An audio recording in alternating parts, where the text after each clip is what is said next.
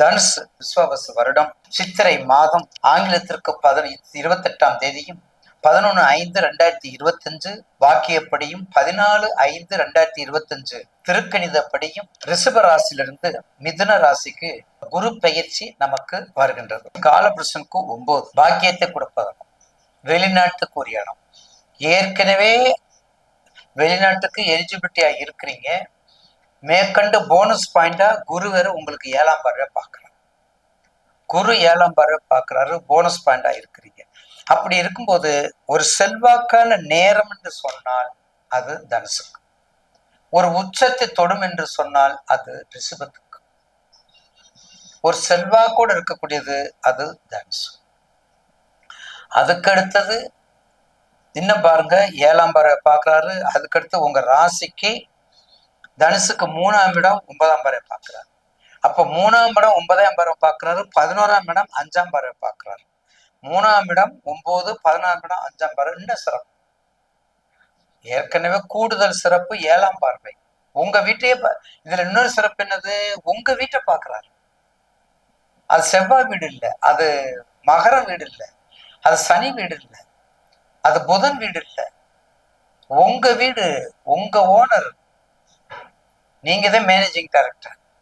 அப்ப உங்க வீட்டு உங்க பிள்ளைக்கு நீங்க என்ன கொடுப்பீங்க, எக்ஸ்ட்ரா கொடுப்பீங்க இல்ல, உங்க பிள்ளைக்குங்கும் போது அந்த உணர்வு இருக்கும்ல. அதனாலதான் கல்யாணம், திருமணம், வைபவம், மங்களமான விழாக்கள், குழந்தை பாக்கியங்கள், தொழில்கள், வெளிநாட்டுக்கு போறது, அப்ராடு போறதுக்கு கண்டிப்பா பாஸ்போர்ட் எடுக்கலன்னா அதுக்கு ஜோதிடர் பொறுப்பு இல்லை, ஐயா பொறுப்பு இல்லை. நிறைஞ்சிருக்கணும், எல்லாமே நிறைஞ்சிருக்கணும் உங்களுக்கு. அப்படி நிறைஞ்சு போனீங்கன்னா நிச்சயமாக இந்த குரு பயிற்சி உங்க குரு பயிற்சிங்க. இந்த குரு பயிற்சி உங்க குரு பயிற்சி என்ன, உங்களுடைய 7ஆம் பார்வை பார்க்குற 7க்கு 7 உபயத்துல இருக்கிறீங்க, 7க்கு 7 உபயத்துல இருக்கிறீங்க.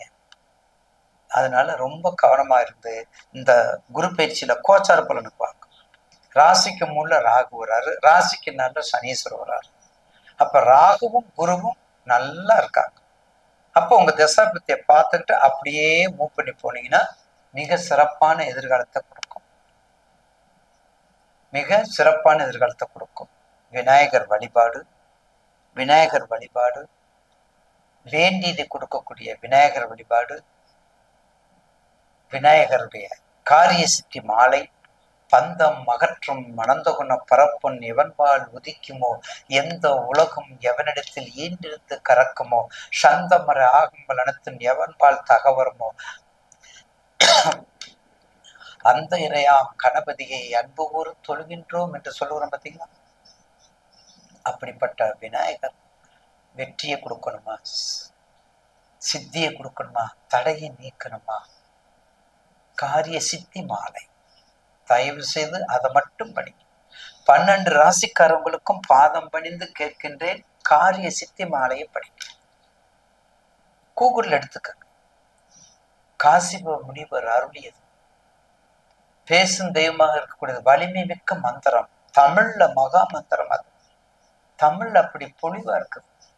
ஆக தனுசு ராசிக்கு நிச்சயமாக எதிர்காலம் சிறப்பாக இருக்கும், எந்த கவலையும் பட வேண்டாம். கோச்சாரத்திலும் சரி, உங்க தசபத்தியை பார்த்து உங்க ஜனஜாத்தை பார்த்து